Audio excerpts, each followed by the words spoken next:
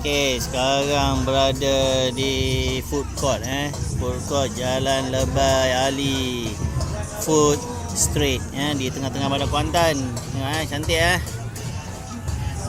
suasana pukul 12 lebih malam masih meriah.